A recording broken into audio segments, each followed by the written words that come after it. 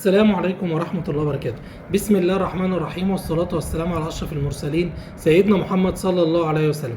في البداية حابب أشكر حضراتكم على حسن المتابعة، وأشكر حضراتكم على اشتراككم عندي في القناة، وأتمنى الناس اللي ما اشتركتش تشترك إن شاء الله بإذن الله عندي في القناة. النهاردة عندنا كواليس كتير جدا، عندنا كلام كتير جدا مهم جدا جدا جدا، أتمنى من حضراتكم تتابعوني لحد آخر الحلقة.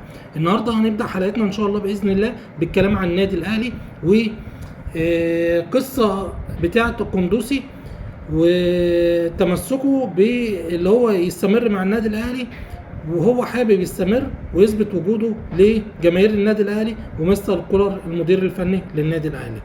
طيب هل الاهلي هيرضى القندوسي يستمر؟ لا طبعا، الكلام ده مرفوض جدا جدا في الاهلي، لان الاهلي احنا عارفين ان هو محتاج راجل مهاجم، وللاسف في مصر هنا مفيش الراجل اللي كولر اختاره او كولر حط عينيه عليه او مقتنع بيه، فمضطر اللي هو يجيب لاعب من بره. واحنا كذا مره اتكلمنا على اللعيب سوزا، وسوزا بنسبه كبيره جدا احتمال ما يجيش الموسم ده، يجي او يجي مش في الدور الاول، يجي في الدور الثاني، لان نهايه عقده هتكون في شهر 12، والنادي بتاعهم متمسك بيه جدا جدا جدا، لانهم ما جابوش في الدور الاول عندهم او مع بدايه الدوري بتاعهم ما جابوش راس حربه، فهم متمسكين بسوزا. عارفين سوزا هيبقى فري في شهر 12، فاحتمال كبير جدا يجي في يناير اللي جاي ان شاء الله باذن الله. طب المهاجم اللي جاي الجديد مين؟ المهاجم اللي هيجي الاهلي ان شاء الله باذن الله الايام اللي جايه دي هيكون راجل افريقي بيلعب في اوروبا، وهيكون مهاجم كويس جدا جدا جدا، ومختارينه بعنايه. بس للاسف النادي الاهلي مدار شويه على اسمه، ومدار شويه على تفاصيل بتاعته، لان خايف اللي هو يعمله زي كذا لاعب الاهلي كان بيتكلم عليه، واللاعيبه تغلي في سعره، والانديه بتغلي في سعره، وبتخش كده مع النادي بتاعه بتبوظ الصفقه للنادي الاهلي. طيب القندوسي مع الجلسه اللي حصلت امبارح بنسبه كبيره الراجل وافق اللي هو يطلع اعاره. هو قدامه دلوقتي ناديين جوه مصر، في نادي زد وفي نادي سيراميكا، واحنا كنا اتكلمنا على القندوسي وقلنا الاقرب ليه اللي هو يخرج لنادي سيراميكا. طيب كلام على حجازي والاهلي بيتفاوض مع حجازي، الكلام ده مش صحيح خالص، لان حجازي لسه في الاصابه بتاعته محتاج مده شويه لغايه اما ربنا يتم الشفاء على خير. دي حاجه. الحاجه الثانيه، حجازي بيلعب في نادي الاتحاد، والدوري السعودي دلوقتي زي ما احنا عارفين تحس ان هو بقى دوري اوروبي باللعيبه الكتيره اللي فيه، رونالدو وبنزيما ونيمار، واللعيبه اللي كل يوم بتنضم للدوري السعودي، فصعب قوي لاي لعيب يسيب الدوري السعودي ويجي يلعب في الدوري المصري. ده القصه بتاعت حجازي، والكلام ده نهائي. يعني حجازي مش هيفكر يجي الاهلي الا لما الاتحاد السعودي يستغنى عنه. طيب احنا اتكلمنا على المهاجم، وقلنا المهاجم كولر هو اللي جايبه، وطبعا 2-3 بالكتير قوي في النادي الاهلي هم اللي يعرفوا اسم المهاجم اللي جاي، وبالفعل هو مضى للنادي الاهلي. خروج القندوسي في اي وقت من الاوقات القريبه اللي جايه دي، بعدها الاهلي بكام ساعه هيعلن عن المهاجم بتاعه الجديد. طيب بالنسبه فتوح انا كنت قلت لكم هو قريب جدا من النادي الاهلي، مع قله الفلوس في نادي الزمالك والمشاكل الكتيره اللي في نادي الزمالك بتقرب فتوح اكتر واكتر للنادي الاهلي. فتوح قريب للنادي الاهلي بنسبه 80%، مش اقل من كده.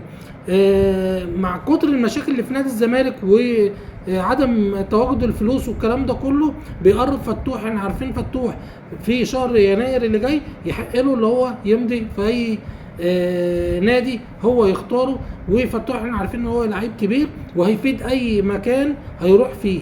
يعني هو حتى الاهلي بيفكر، يعني الاهلي السنه دي ما تعاقدش مع باك ليفت بديل لعلي معلول، عاملين حساب فتوح ان شاء الله باذن الله هينضم من الموسم الجديد باذن الله. طيب اتكلمنا كده على فتوح، واتكلمنا على المهاجم بتاع الاهلي، واتكلمنا على القندوسي. طيب هنتكلم النهارده على اسباب رحيل مجلس اداره نادي الزمالك. احنا عارفين ان مجلس اداره النادي الزمالك قدم استقاله جماعيه باسماء الاعضاء كلهم بعد ما مشي المستشار مرتضى منصور ومسك استاذ احمد مرتضى منصور رئيس النادي. للاسف ما كملوش كام يوم وقدموا استقاله جماعيه لمجلس الاداره كله. طيب اسباب بقى الاستقاله دي، وده الكلام بقى اللي هو الصح قوي. الاسباب الاستقاله دي اولا عندهم كام بند كده هم قالوه، او الناس هو ده سبب الاستقاله بتاعتهم. اولا وقف القيد بتاع اللاعبين، المرتبات المتاخره بتاعه اللاعبين والمدربين، عدم تجديد اللعيبه اللي هي واحد زي فتوح، واحد زي عبد الغني، واحد زي محمد عبد الغني وفتوح ومحمد صبحي حارس المرمى. الثلاثه دول المفروض يجددوا في الايام دي. طبعا اللعيبه دي رافضه تجدد خالص، حتى بعد ما اتكلم معاهم الاستاذ احمد مرتضى وامير مرتضى اللعيبه رافضه جدا جدا جدا. وازمه المرتبات وازمه القيد اللي الزمالك فيها هي دي، وكثره المشاكل والديون اللي على الزمالك هي دي سبب رئيسي في استقاله مجلس اداره نادي الزمالك. طب الزمالك محتاج ايه؟ الزمالك بعد استقاله المجلس ده محتاج مجلس اداره من محبين النادي الزمالك، ويكونوا بنسبه 90% رجال اعمال. رجال اعمال هيقدروا يجيبوا موارد ويقدروا يجيبوا رعاه لنادي الزمالك، هيقدروا يجيبوا يسددوا جزء كبير جدا من مديونيات نادي الزمالك، هيقدروا يسددوا جزء كبير جدا من المرتبات اللي متاخره. يعني حتى يسيروا من ساعه ما جه ما قبضش خالص، فالراجل بيفكر يمشي. وفي لعيبه كتيره جدا ما قبضتش كتير، يعني واحد زي فتوح باع عربيته عشان يسدد الديون الاقساط اللي كانت عليه اللي تراكمت عليه لانه بقى له فتره كبيره ما قبضش. وكذا لعيب. زيزو مثلا بيفكر يعمل العقد بتاعه في مجلس في اتحاد الكوره بسبب تاخر برضه المرتبات بتاعته. ف حل انا شايف من وجهه نظري حل مشاكل نادي الزمالك اللي هو يبيع زيزو. اي نعم انت هتخسر لعيب كبير ولعيب صعب اللي انت تعوضه، بس هتبيعه ب 7-8 مليون دولار هيقدروا يفكوا لك مشاكل كتير جدا. هتقدر تخلص اشنبونج والمشكله بتاعت اشنبونج والوقف بتاعه، هتقدر تخلص المشكله بتاعت شيكابالا والوقف اللي بتوقف القيد بتاع نادي الزمالك، هتقدر تقبض جزء كبير جدا من اللعيبه وجزء كبير جدا من الاداريين بتوع نادي الزمالك، هتقدر تحل مشاكل كتير جدا في نادي الزمالك لو بعت زيزو. وتقدر تعوض بلعيبه تانية، واللعيبه الافارقه اللي موجوده او اللعيبه اللي هي مش مأدية مع نادي الزمالك ومش فايده للزمالك تقدر تعيرها او تبيعها او تستغنى عنها بالتراضي. هتبقى ده الكلام ده كله مكسب لنادي الزمالك. في النهايه نتمنى الخير للنادي الاهلي ونتمنى الخير لنادي الزمالك والكره المصريه كلها. والكلام ده احنا قلناه كتير جدا. الكوره هنا في مصر من غير اهلي وزمالك ما تعتبرش اللي فيه كوره. فنتمنى الخير ان شاء الله باذن الله للانديه المصريه كلها، ونتمنى نشوف دوري قوي زي الدوري السعودي. وفي النهايه بشكر حضراتكم على حسن المتابعه، واتمنى الناس اللي ما اشتركتش تشترك عندي في القناه. وشكرا والسلام عليكم ورحمه الله وبركاته.